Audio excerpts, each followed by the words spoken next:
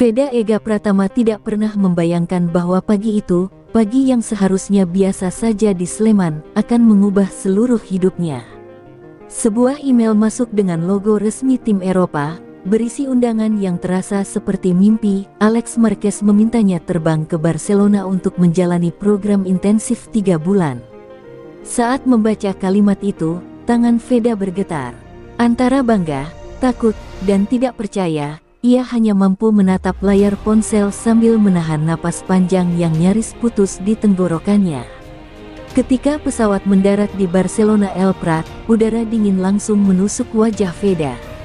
Ia berdiri di pintu kedatangan dengan ransel di punggungnya, memandangi keramaian asing yang tak ia kenal. Di antara hiruk-pikuk, seorang pria dengan jaket tim menghampirinya. "Veda, Alex sudah menunggu di padok," katanya singkat. Tidak ada sambutan hangat, tidak ada kata selamat datang, hanya perintah. Dari situ Veda mulai merasakan bahwa dunia Eropa benar-benar berbeda. Tidak ada waktu untuk santai. Mobil tim membawanya langsung menuju sebuah fasilitas latihan di pinggiran Barcelona. Saat pintu garasi terbuka, mata Veda langsung terpaku. Puluhan motor prototipe, simulasi balap berteknologi tinggi, dan suasana yang dingin serta sunyi seakan menuntut kesempurnaan. Di tengah ruangan itu berdiri Alex Marquez, bersandar pada pit wall dengan tangan terlipat. Tatapannya tajam, tidak seperti seorang mentor yang memberi senyum. "Kita mulai dari dasar," kata Alex tanpa basa-basi. Veda mengangguk, meski hatinya mencelos. Ia tidak menyangka latihan pertama akan langsung diuji di simulator Moto3. Alex memintanya mengulang semua teknik cornering, braking, hingga shifting. Setiap kesalahan kecil langsung ditegur. "Terlambat sepersekian detik. Di Moto3, itu cukup membuatmu kehilangan 5 posisi. Fokus, Veda," bentaknya. Veda menahan rasa terintimidasi. Di Indonesia, ia dianggap bintang muda. Di sini, ia hanyalah murid yang dianggap masih mentah. Hari berlanjut tanpa henti. Setelah simulasi, ia langsung dibawa ke gym.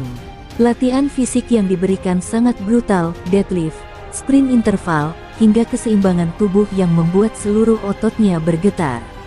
Keringat mengalir seperti hujan di tubuh Veda, bahkan napasnya sempat tersengal sampai kepala terasa berputar. Namun Alex hanya menatapnya dengan datar, seakan menilai apakah bocah 16 tahun dari Asia itu benar-benar punya nyali. Menjelang malam, ketika latihan akhirnya dihentikan, Veda duduk terkulai di lantai padok. Napasnya berat, matanya perih, tangannya gemetar menahan lelah. Ia sempat bertanya dalam hati, apa aku memang pantas ada di sini? Apa aku bisa memenuhi standar yang mereka mau? Ketika keraguan itu menyergap, Alex tiba-tiba menghampiri dan melemparkan botol air. "Barcelona bukan tempat untuk pembalap yang lembek," katanya dingin. "Tapi kalau kau bisa bertahan di sini, kau akan jadi sesuatu yang besar." Di momen itu, Veda mengangkat kepalanya. Meski tubuhnya hampir tak sanggup bergerak, di dalam tatapannya muncul bara kecil, bara yang belum ada tadi pagi. Ia tahu satu hal, apapun yang terjadi, ia tidak boleh runtuh. Tidak di depan Alex, tidak di Eropa. Tidak ketika mimpinya sudah sejauh ini. Babak pertamanya dimulai, dan ia sadar, ini baru permukaan dari perjuangan yang akan mengubahnya selamanya. Hari pertama berakhir dengan tubuh yang hampir roboh, namun minggu berikutnya justru menjadi mimpi buruk baru bagi Veda. Setiap pagi, sebelum matahari muncul, ia sudah dibangunkan oleh alarm keras di fasilitas latihan. Udara dingin Barcelona menusuk tulang, membuat napasnya keluar seperti asap di musim dingin. Belum sempat memulihkan otot-ototnya, Alex Marquez sudah memanggilnya ke area gym. "Mulai lagi, dari nol," katanya tanpa emosi. Veda hanya bisa mengangguk, meski di dalam dadanya terasa ada beban yang makin menghimpit. Latihan fisik minggu pertama benar-benar brutal. Alex tidak memberi jeda sedikit pun. Sirkuit training yang ekstrim, lari interval di tanjakan, hingga latihan pernapasan yang membuat paru-paru Veda seperti terbakar. Berkali-kali kakinya hampir menyerah, gemetar seperti tidak lagi miliknya. Namun setiap kali ia goyah, Alex hanya berkata dingin, "Kalau kau mau Moto3, rasa sakit seperti ini baru permulaan." Kalimat itu terngiang-ngiang seperti pukulan mental yang membuat Veda terus berjalan. Namun latihan bukan hanya soal fisik. Di sirkuit latihan kecil milik tim, Veda dituntut mengulang teknik dasar berkali-kali, braking, racing line, shifting, body positioning, hal-hal yang dulu ia pikir sudah dikuasainya, kini dipertanyakan ulang. Setiap kali ia merasa benar, Alex selalu menemukan kesalahan. "Kau terlalu lambat masuk, kau terlalu cepat buka gas, kau masih terlalu lembut untuk Moto3." Teguran itu semakin membuat mental Veda turun. Rasanya seperti tak ada satupun yang cukup di mata sang pelatih. Hari keempat menjadi titik terendahnya. Saat menjalani latihan corner entry ke-20, tangannya terpeleset karena kelelahan. Motor kecil latihan itu terjatuh, dan tubuh Veda terbanting ke aspal. Lututnya terbakar, sikunya memar, dan dadanya sesak oleh rasa malu. Alex hanya melihat, tidak berlari, tidak membantu. "Bangun," katanya singkat, tidak ada simpati. Tidak ada ucapan, "Apa kau baik-baik saja?" Hanya satu kata yang menuntut kekuatan yang bahkan tidak Veda miliki saat itu. Malamnya, di kamar kecil fasilitas tim, Veda menatap langit-langit sambil menahan rasa sakit. Ia mulai mempertanyakan segalanya. Untuk apa aku datang sejauh ini? Kenapa rasanya dunia ini tidak menerimaku? Mengapa Alex sekeras ini padaku? Di momen itu, Veda merasa sendirian. Tidak ada keluarga, tidak ada teman, tidak ada bahasa yang benar-benar ia kuasai. Hanya ada sunyi dan tubuh yang hampir menyerah. Untuk pertama kalinya, ia menangis dalam diam. Namun besok paginya, yang datang tidak lebih baik. Ketika Veda memasuki garasi, Luca Bianchi, rider Italia yang juga sedang mengikuti program intensif, memandangnya dengan senyum meremehkan. "Baru jatuh sekali dan kau sudah terlihat seperti mau pulang," ejeknya. Veda mencoba mengabaikan, tapi hatinya tersayat. Ia sadar bahwa di sini, bukan hanya fisiknya yang diuji. Mentalnya, keberaniannya, bahkan harga dirinya, semuanya dipertaruhkan. Saat hari ke-7 berakhir, Veda kembali terjatuh, bukan di trek, tetapi pada kenyataan bahwa Eropa tidak peduli siapa dirinya. Semua yang ia capai di Asia seolah tidak berarti. Namun ketika ia menunduk, mendengar langkah kaki Alex mendekat, ia menahan napas. Alex berkata pelan, untuk pertama kalinya tanpa nada marah, "Kalau minggu ini terasa seperti neraka, bagus. Karena pembalap hebat lahir dari rasa sakit." "Lanjutkan, Veda. Kau belum kalah." Kata-kata itu menyalakan lagi bara kecil dalam hatinya, bara yang menolak padam, meski badai mulai datang. Setelah 1 minggu penuh rasa sakit dan kehancuran mental, Veda mengira ia akan diberi waktu untuk bernapas. Namun pada pagi hari ke-8, Alex justru memberi kabar mengejutkan, "Kita berangkat ke Aragon hari ini." Tidak ada penjelasan tambahan, hanya instruksi singkat yang membuat dada Veda kembali tegang. Sirkuit Motorland Aragon bukan trek sembarangan, di sana para pembalap dunia ditempa. Mendengar nama itu saja sudah cukup membuat lutut Veda serasa kehilangan kekuatan. Perjalanan 3 jam ke Aragon terasa seperti perjalanan menuju medan perang. Di dalam mobil, Veda menatap jendela, melihat pegunungan tandus yang seolah menertawakannya. Sepanjang jalan, Alex tidak berkata apapun. Keheningan itu justru lebih menekan dibanding bentakan yang ia terima selama seminggu. Veda tahu, jika Alex diam, itu berarti hari ini bukan latihan biasa, ini adalah penilaian sesungguhnya. Saat memasuki padok Aragon, Veda terhenti sejenak. Angin kering yang berhembus dari gurun kecil di sekitar sirkuit membuat udara terasa keras. Banyak pembalap Eropa menggunakan trek ini sebagai tempat menguji mental dan teknik. Kini, ia berdiri di tanah yang sama. Ketika Alex memanggilnya, Veda kembali sadar bahwa ia tidak datang untuk kagum, tetapi untuk membuktikan diri. Motor Moto3 latihan sudah menunggu, disetel khusus untuk menguji kemampuan corner entry dan kestabilan high speed. Lap-lap awal berjalan buruk. Veda mencoba mengingat semua yang diajarkan, namun tekanan untuk sempurna membuatnya serba salah. Di sektor cepat Aragon, ia terlambat menutup throttle. Alex yang memantau dari pit langsung menekan radio, suaranya dingin menusuk, terlalu lambat bereaksi. Itu bisa membuatmu kehilangan 0,3 detik. Fokus, Veda. Nada itu membuat Veda tersentak hingga tangannya kaku. Ketakutan membuat performanya semakin menurun, bukan naik. Siang harinya, latihan masuk ke tahap berikutnya, braking keras menuju tikungan 12, area yang terkenal brutal. Setiap pembalap yang tidak siap bisa terpental. Veda beberapa kali terlalu awal menarik rem, membuat motor bergoyang. Pada percobaan kelima, ia hampir terjatuh ketika ban belakang bergeser liar. Degup jantungnya memukul dadanya, namun ia tetap memegang setang sekuat tenaga. Ketika akhirnya berhenti di pit, napasnya tersengal, keringat mengalir seperti air. Ia menunggu Alex marah, tapi justru kebalikannya. Alex berjalan mendekat, tidak membawa amarah, hanya tatapan penuh perhitungan. "Kau takut," katanya datar. "Dan itu bukan salahmu. Aragon memang dibuat untuk menakut-nakuti pembalap muda." Untuk pertama kalinya sejak program dimulai, Alex menunjukkan sedikit empati. Namun ia segera melanjutkan dengan lebih keras, "Tapi rasa takut itu jangan kau pelihara. Kau harus mengalahkannya, bukan lari darinya." Kata-kata itu seperti pukulan yang membangunkan Veda dari ketakutannya. Ia kembali naik ke motor. Kali ini, ia menghilangkan suara-suara keraguan dari kepalanya. Di tikungan 12, ia menunda pengereman 1 titik lebih jauh, menahan napas, dan membiarkan tubuh serta motornya selaras.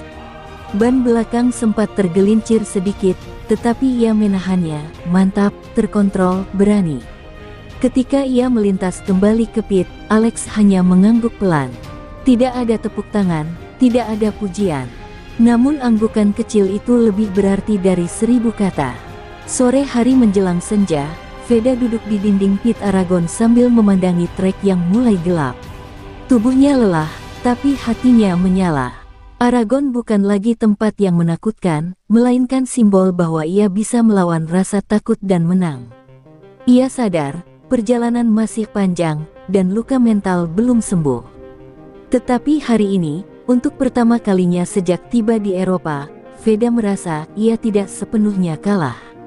Aragon telah memukulnya keras, tapi juga membuktikan bahwa ia bisa bangkit lebih kuat. Setelah sesi berat di Aragon, Veda pikir hari berikutnya akan sedikit lebih ringan. Namun saat ia tiba di fasilitas latihan dekat Bologna, tempat Alex mengatur program lanjutan, ia mendapati suasana yang berbeda. Di tengah garasi, seorang pembalap muda dengan seragam Italia berdiri dengan percaya diri, menyandarkan tubuh pada motor Moto3 latihan. Mata tajamnya menatap Veda dari ujung kepala sampai kaki, seolah sedang menilai barang dagangan yang tidak laku. "Ah, jadi ini bocah Asia yang katanya punya potensi," ucapnya sambil tersenyum sinis. "Namanya Luca Bianchi." Alex mempertemukan mereka dengan formalitas singkat. "Mulai hari ini, kalian berdua latihan bersama. Kalian adalah kandidat utama naik kelas musim depan." Kalimat itu yang membuat Veda tersentak. 2 kandidat utama. Artinya, salah satu dari mereka bisa tersingkir. Luca, yang tampaknya sudah memahami hal itu lebih dulu, langsung melempar senyum congkak. "Semoga kau bisa mengikuti ritme Eropa," katanya sambil menepuk bahu Veda, tetapi dengan tekanan yang sedikit menghina. Sentuhan itu membuat perasaan Veda memanas. Latihan dimulai di trek kecil dekat pinggiran kota. Dari lap pertama, Luca langsung menunjukkan kelebihannya, agresif, cepat, dan tajam seperti pisau. Setiap kali Veda mendekat, Luca selalu memotong racing line-nya, memaksa Veda mengerem lebih awal. Alex tidak menghentikan duel itu, ia justru mengamatinya dari pinggir trek dengan wajah dingin. "Ini juga bagian dari latihan," katanya. "Lihat bagaimana kau menghadapi tekanan nyata." Tetapi bagi Veda, tekanan itu terasa lebih seperti penindasan. Pada lap ke-15, Luca melakukan manuver berbahaya. Di tikungan kanan sempit, Luka sengaja menutup jalur Veda, membuat motor Veda goyah dan hampir keluar lintasan. Meski berhasil mengontrol motor, Veda nyaris jatuh ke gravel. Tubuhnya gemetar oleh adrenalin dan kemarahan. Namun Luka hanya tertawa ketika berhenti di pit lane. "Ups, maaf. Mungkin kau masih terlalu lambat untuk zona Eropa," katanya sambil mengangkat alis. Kalimat itu menusuk lebih dalam daripada benturan apapun. Saat istirahat makan siang, Veda duduk sendirian di sudut garasi. Tangannya masih bergetar, tetapi lebih karena frustrasi daripada lelah. Ia merasa seperti kembali ke hari-hari terburuk minggu pertama, direndahkan, disepelekan, dan tidak dianggap. Alex kemudian mendatanginya, duduk di samping tanpa banyak bicara. "Luka memang kuat," katanya akhirnya. "Tapi kekuatan sejati bukan soal cepat. Ini soal bagaimana kau menghadapi orang seperti dia." Ucapan itu seperti tantangan tak langsung. Alex ingin melihat apakah Veda akan runtuh atau bangkit. Latihan sore menjadi momen yang mengubah segalanya. Ketika Luka kembali mencoba memotong jalur Veda, kali ini Veda sudah siap. Ia menahan tekanan, menjaga racing line, dan membalas dengan manuver bersih yang memaksa Luka melebar. Untuk pertama kalinya sejak mereka bertemu, Luka terlihat kaget. Di belakang helm, Veda menggertakkan gigi. Ini bukan soal balapan lagi, tapi soal harga diri. Ketika matahari mulai tenggelam, latihan hari itu berakhir. Luka melepas helmnya sambil menatap Veda tanpa senyum ejekan, hanya tatapan penuh penghitungan. Ia akhirnya berkata pendek, "Kau tidak semudah yang aku kira." Itu bukan pujian, tetapi pengakuan yang sangat berharga. Di kejauhan, Alex mengamati keduanya dengan senyum tipis yang jarang ia tunjukkan. Veda tahu satu hal, rivalitas ini baru dimulai, dan akan menjadi tempaan paling keras dalam hidupnya. Pagi berikutnya, awan gelap menggantung di atas Mugello, seolah menandai bahwa hari ini bukan hari biasa. Sirkuit legendaris itu terkenal indah, tetapi juga kejam, terutama saat hujan turun. Veda tiba lebih awal dari Luka, mencoba mengendalikan gugup dalam dadanya. Namun ketika tetesan pertama mulai jatuh, Veda tahu satu hal, ia akan menghadapi hari paling brutal selama di Eropa. Alex langsung memberi perintah tegas, "Gear basah. Kita latihan penuh. Tidak ada negosiasi. Tidak ada keluhan." Hujan semakin deras, dan trek Mugello berubah menjadi cermin licin yang penuh perangkap. Begitu memasuki lap pertama, Veda langsung merasakan bahwa ban belakang tidak stabil. Setiap tikungan menjadi pertaruhan. Sementara itu, Luka melesat tanpa ragu, seolah cuaca buruk justru menjadi panggungnya. Ketika ia menyalip Veda di tikungan Arabiata 2, Luka menoleh sebentar, seakan berkata, "Lihat betapa jauhnya jarak kita." Kata-kata itu tak diucapkan, tapi terasa sangat jelas. Di lap ke-7, bencana datang.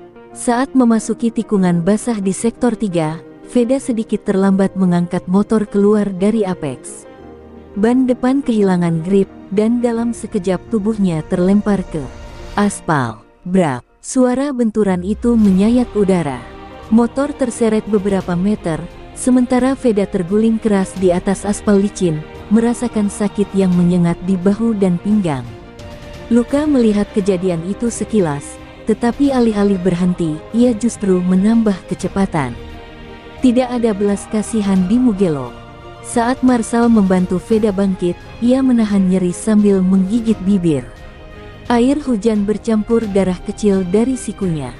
Tubuhnya bergetar hebat, bukan hanya karena dingin, tapi karena rasa malu dan marah pada diri sendiri. Ia pikir Alex akan menyuruhnya berhenti. Namun saat ia kembali ke pit dalam keadaan kacau, Alex hanya berkata, "Naik lagi. Kau tidak selesai hanya karena jatuh." Nada suaranya keras, namun matanya menyimpan sesuatu yang berbeda, sebuah tantangan, bukan hukuman. Dengan tubuh nyaris tak sanggup berdiri, Veda kembali mengangkat motor latihan cadangan. Begitu keluar pit lane, hujan semakin menggila. Setiap tikungan menjadi pengkhianat, tetapi Veda memaksa dirinya untuk bertahan. Ia terjatuh lagi bagiannya, kali ini lebih ringan, tetapi cukup untuk membuat kru menghela napas. Luka bahkan sempat tertawa pendek ketika melihatnya kembali bangun dari gravel. "Kalau begini terus, kau akan pulang sebelum sempat naik Moto3, ejeknya dengan nada puas. Di balik helmnya yang basah, Veda terpukul. Hatinya terasa lebih remuk daripada tubuhnya. Ketika latihan selesai, ia duduk sendirian di garasi, menatap kedua tangannya yang penuh luka. Bahunya sakit, lututnya memar, dan mentalnya retak. Ia mulai berpikir apakah semua ini benar-benar sepadan. Apakah ia memang tidak cukup baik seperti kata orang-orang yang meremehkannya? Hujan yang menetes di luar garasi seakan ikut menangisinya. Saat Veda hampir tenggelam dalam keraguan, Alex menghampirinya perlahan. Ia mengambil helm Veda, memandangnya dalam-dalam, lalu berkata tanpa nada marah, "Hari tersulit selalu datang sebelum kau menemukan dirimu yang sebenarnya." Alex menepuk bahu Veda yang memar, lalu menambahkan, "Jatuh itu wajar. Yang penting kau tidak berhenti." Kalimat itu sederhana, namun terasa seperti tangan yang menariknya dari dasar jurang. Di dalam hujan Mugello yang kelam, untuk pertama kalinya hari itu, Veda merasa ada cahaya kecil, cahaya yang mengingatkannya bahwa perjuangannya belum selesai. Malam setelah hari paling kelam di Mugello, Veda duduk sendirian di kamar asrama tim dengan bahu dibalut dan lutut yang masih berdenyut. Lampu kamar temaram, membuat suasana semakin sunyi. Ia menatap ponselnya yang sejak tadi bergetar karena panggilan dari Indonesia. Setelah ragu beberapa menit, ia akhirnya mengangkatnya.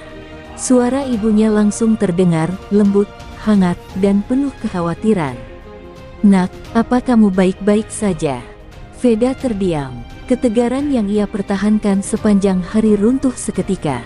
Ibunya tidak menanyakan hal teknis atau hasil latihan, ia hanya bercerita tentang rumah, adiknya yang rindu bermain dengan Veda, ayahnya yang selalu menonton ulang balapan Veda di televisi, dan tetangga yang mendoakan kesuksesannya di Eropa.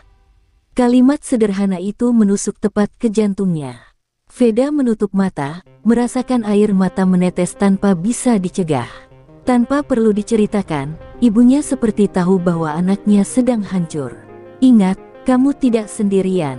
Kau berjuang bukan hanya untuk dirimu sendiri, tapi untuk semua yang percaya padamu," kata ibunya dengan suara yang gemetar namun kuat.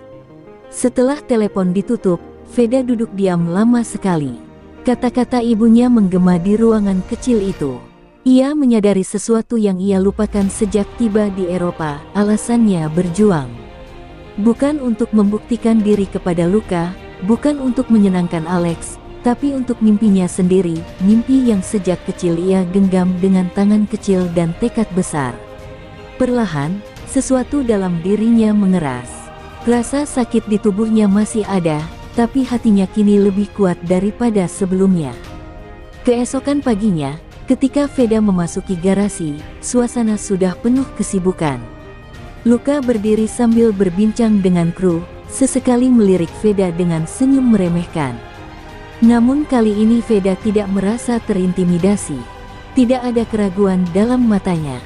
Alex memperhatikannya dari kejauhan, lalu mendekat. "Bagaimana bahumu?" tanyanya singkat. "Masih sakit," jawab Veda jujur, "tapi saya siap." Alex menatapnya beberapa detik, lalu mengangguk tanpa kata. Itu adalah pengakuan diam-diam bahwa ia melihat perubahan dalam diri muridnya. Latihan hari itu fokus pada teknik braking latte dan corner exit, dua aspek yang sangat penting di Moto3. Luka mencoba kembali menekan Veda dengan agresivitasnya, namun kali ini Veda tidak goyah. Ia menahan racing line, menjaga konsistensi, dan bahkan sesekali membalas manuver Luka dengan lebih presisi. Setiap kali ia berhasil mempertahankan posisi, bara di hatinya semakin besar. Rasa takut yang dulu menghantuinya kini tergantikan oleh keyakinan bahwa ia memang pantas berada di sini. Pada salah satu lap latihan, Veda membuat manuver berani di tikungan menanjak yang terkenal sulit di Mugello. Dengan kombinasi braking agresif dan kontrol sempurna, ia melewati Luka dari sisi yang tidak terduga. Para kru terkejut, bahkan Alex sampai terangkat dari bangkunya.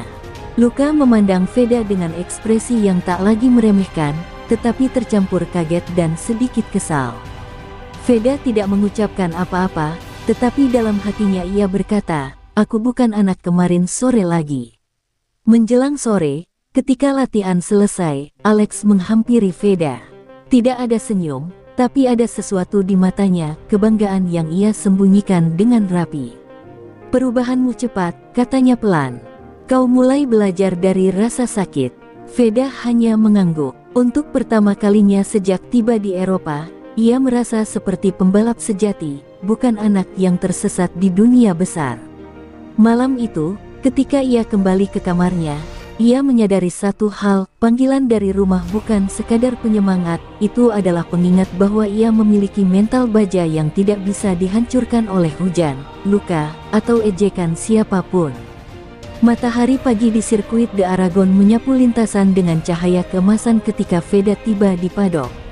Hari itu bukan sekadar sesi latihan, Marc Marquez sudah memperingatkannya sejak semalam, "Ini ujian terakhirmu.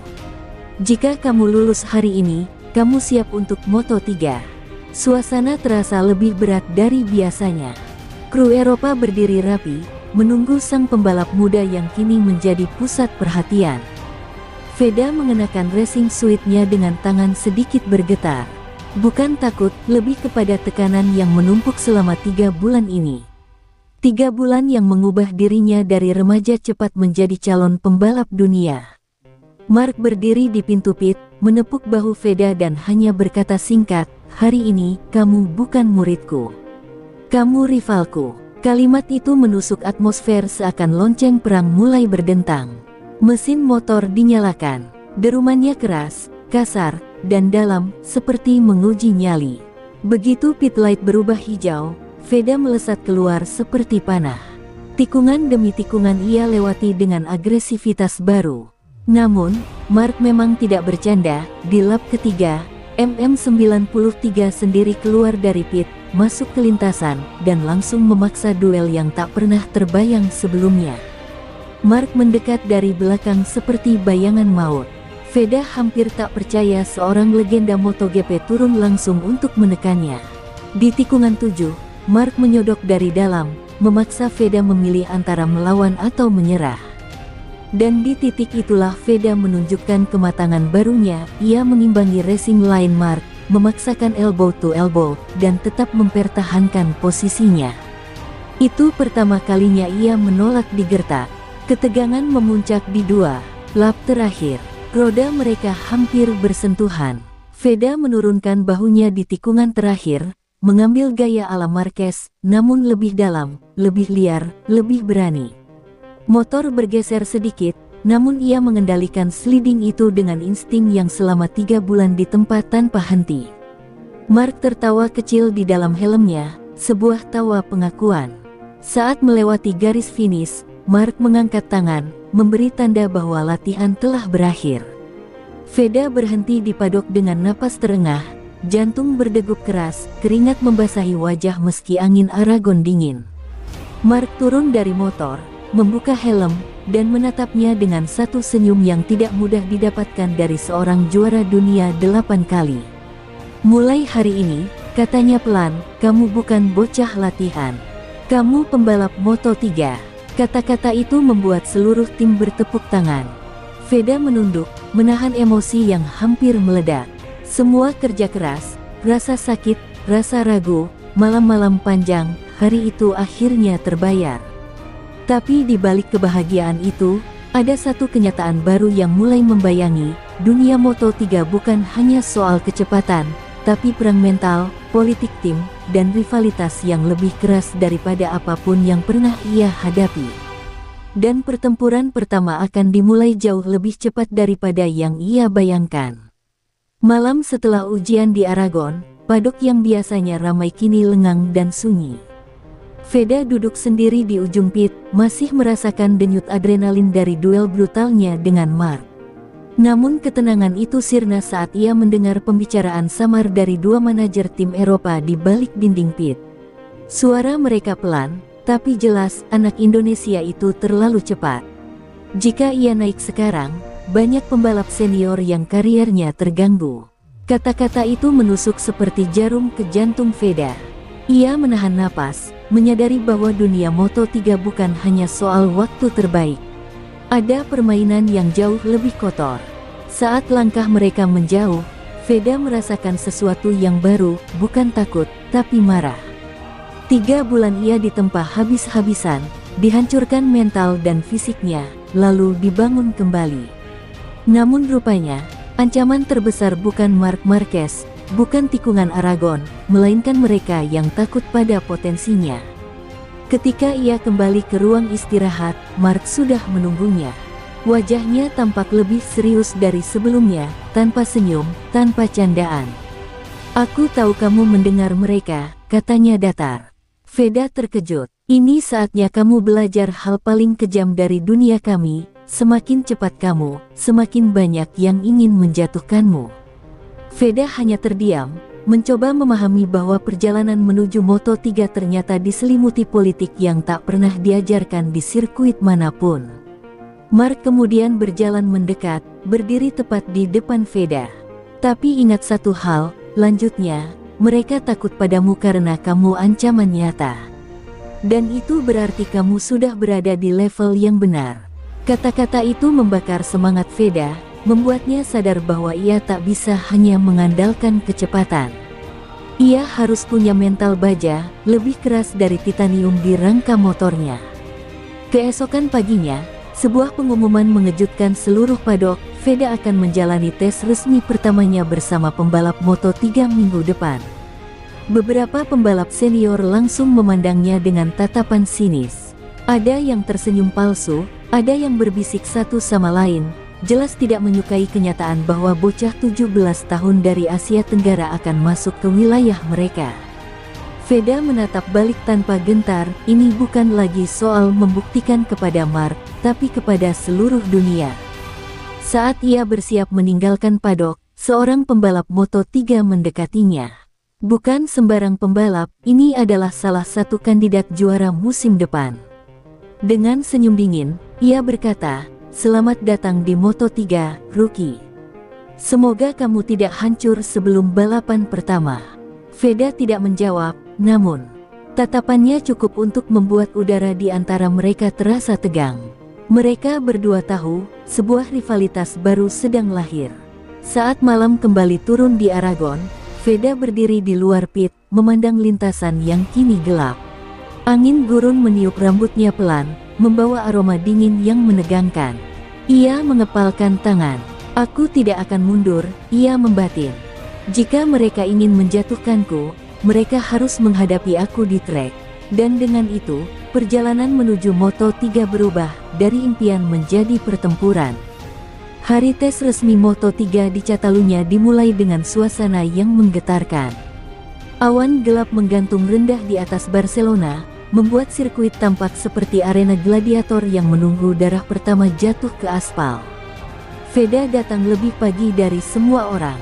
Ia tahu hari ini bukan sekadar tes, ini adalah panggung di mana ia harus membungkam bisik-bisik yang meragukan dirinya. Marc datang tak lama kemudian, menepuk bahunya. "Hari ini, mereka akan mencoba menjatuhkanmu dari banyak arah. Jangan berikan celah." Ketika pit lane dibuka, Veda merasakan tekanan tak terlihat menekan dadanya. Ia bisa melihat tatapan dingin dari para pembalap yang sudah lebih dulu menjadi bintang Moto3. Beberapa mekanik tim lain bahkan menatapnya seakan ia tak pantas berada di sana. Namun Veda mengingat kata-kata Marc, ancaman selalu lahir dari orang yang cepat. Ia menarik napas panjang, masuk ke dalam padok tim, dan bersiap menaiki motor yang sudah menunggu, motor Moto3 pertamanya. Begitu keluar dari pit, ia langsung dikejutkan dengan satu kenyataan pahit. 2 pembalap senior Moto3 sengaja memotong jalurnya. Mereka membuatnya terkunci di tengah, tanpa ruang, seolah mencoba mengintimidasi bahkan sebelum lap pertama dimulai. Veda tidak terpancing.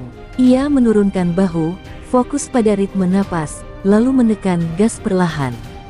Marc dari pit langsung berteriak lewat radio, "Jangan hiraukan mereka. Musnahkan mereka dengan waktu." Lap pertama Veda berakhir buruk. Ia melakukan latte braking yang terlalu agresif di tikungan Lachaiksa, membuat ban belakangnya kehilangan grip. Motor bergoyang keras dan hampir membuatnya terjatuh. Para pembalap senior tertawa dari belakang, suara mereka terdengar jelas melalui radio internal paddock yang bocor frekuensinya. Rasa malu membakar pipi Veda, tetapi amarahnya lebih besar. Ia menegakkan kembali tubuhnya, menggenggam stang lebih keras. Tidak, hari ini, aku tidak datang sejauh ini untuk jadi bahan tertawaan. Lap kedua dimulai, dan Veda berubah. Ia menurunkan tubuhnya lebih rendah ke firing, memaksimalkan slipstream dari pembalap yang mencoba menahannya. Di tikungan ketiga, ia melakukan overtaking luar dalam yang nyaris mustahil untuk seorang rookie. Mekanik di pit lawan sampai berdiri terkejut. Ketika ia kembali ke jalur lurus, satu persatu pembalap senior mulai kesal karena bocah 17 tahun ini bukan hanya berani, ia buas. Dan kebuasan itu semakin terlihat saat ia mencatat waktu sektor yang menggetarkan seluruh paddock. Namun tantangan sebenarnya datang saat pemuncak klasemen Moto3, pembalap yang kemarin mengancamnya, meraung mendekati belakang Veda. Ia memaksa duel. 2 lap berturut-turut mereka bertukar posisi, roda saling bersentuhan, percikan api kecil muncul dari fotpack yang bergesekkan aspal. Mark berteriak di radio, "Veda, jangan mundur. Dia ingin menjatuhkanmu." Paksa dia yang lakukan kesalahan. Dengan jantung yang berdegup liar, Veda menutup semua celah. Dan saat memasuki tikungan terakhir, pembalap senior itu kehilangan kontrol setelah terlalu memaksa. Ia melebar. Veda melesat. Ketika tes berakhir, semua orang terdiam melihat layar waktu. Nama Veda Ega Pratama tercetak di posisi ketiga tercepat, hanya terpaut beberapa milisekon dari juara dunia. Media mulai berkumpul, pembalap lain menunduk tak percaya, dan Mark tersenyum dengan bangga, senyum yang langka dari seorang juara dunia. Tapi bagi Veda, ini baru permulaan. Ia tahu setelah hari ini, mereka tidak hanya akan mencoba menjatuhkannya secara mental, mereka akan mencoba menghabisinya di lintasan. Setelah sesi tes berakhir, paddock Catalunya berubah menjadi medan bisik-bisik penuh intrik. Waktu Veda yang hampir menyamai juara dunia Moto3 membuat banyak orang panas. Namun di balik sorotan kamera, ada bayang-bayang lain yang bergerak diam-diam. Ketika Veda kembali ke pit, ia menemukan motor Moto3 miliknya dengan setting yang berubah total, suspensi terlalu lembut, mapping throttle di pelintir, bahkan tekanan ban dibuat tidak stabil. Ini bukan kesalahan teknis, ini sabotase. Mark langsung meradang. Dengan wajah merah dan tatapan tajam, ia mengevaluasi motor bersama mekanik. "Ini tangan orang dalam," gumamnya. "Mereka benar-benar takut padamu, Veda." Namun Veda hanya berdiri diam, merasakan campuran marah dan sedih. Ia datang ke Eropa untuk belajar, bukan menjadi target permainan kotor. Tetapi kini jelas bahwa cerita ini tidak akan berjalan dengan damai. Dunia balap bukan hanya soal siapa paling cepat, tapi siapa paling siap menghadapi tekanan tak kasat mata. Malam itu, di hotel, Veda tidak bisa tidur. Setiap kali ia memejamkan mata, ia terbayang percikan api duel di tikungan terakhir dan tawa sinis para pembalap yang meremehkannya. Ia merasa seluruh dunia Moto3 sedang bersekongkol melawannya. Namun di tengah kekacauan pikirannya, ponselnya bergetar, pesan dari Alex Marquez. "Besok, kau tak boleh ragu. Semakin besar tekanan mereka, semakin dekat kau ke level pemenang." Kata-kata itu membuat dada Veda hangat, seolah ada seseorang yang melihat nilai dirinya lebih dari sekadar angka di stopwatch. Keesokan paginya, sebelum sesi pemulihan dimulai, seorang ofisial senior Moto3 memanggil Veda ke ruangan teknis. Dengan wajah datar dan suara yang dibuat formal, ia berkata, "Beberapa tim keberatan dengan kehadiranmu karena dianggap belum siap secara mental. Ada kemungkinan tempatmu ditunda sampai beberapa race pertama." Veda terkejut dan marah. Ini bukan hanya sabotase teknis, ini sudah masuk ke ranah politik yang mengancam kariernya. Namun sebelum Veda bisa menjawab, pintu ruangan terbuka keras. Marc Marquez masuk sambil menatap ofisial tersebut dengan mata seperti pedang. "Kalian tidak berhak menentukan itu," katanya tegas. Dia sudah membuktikan dirinya di Catalunya. "Kalian takut, itu masalah kalian. Tapi kalian tidak bisa menghalangi anak ini hanya karena dia bukan dari Eropa." Ruangan tiba-tiba hening, tegang seperti tali busur yang siap mematah. Ofisial itu tampak goyah, mencoba mempertahankan wibawanya, namun tekanan dari Marc membuatnya tak berkutik. Keluar dari ruangan itu, Veda menunduk. "Kenapa semuanya terasa berat sekali, Marc?" tanyanya dengan suara pecah. Marc menepuk belakang bahu Veda. "Karena kamu bukan pembalap biasa. Kamu mengancam banyak orang, dan ancaman selalu dilawan dengan 3 cara: politik, sabotase, atau ketakutan. Jika mereka memilih ketiganya sekaligus, itu bukti kamu sudah masuk ke level elit." Kata-kata itu tidak hanya menguatkan Veda, tapi menyalakan api dalam dirinya. Sore itu, ketika sesi latihan bebas dimulai, Veda turun ke lintasan dengan motor yang sudah dipulihkan. Kali ini ia tidak mencari waktu tercepat. Ia mencari pembuktian. Setiap tikungan dilibas dengan intensitas yang belum pernah ia tunjukkan sebelumnya. Dan ketika ia melintasi garis finish, seluruh tim terpaku pada layar telemetri. Veda tidak menduduki posisi 3, bukan 2, tapi posisi pertama, mengalahkan semua pembalap Moto3. Tak ada konspirasi yang bisa menahan fakta itu. Veda bukan lagi rookie yang dipandang sebelah mata, ia adalah badai yang baru mulai.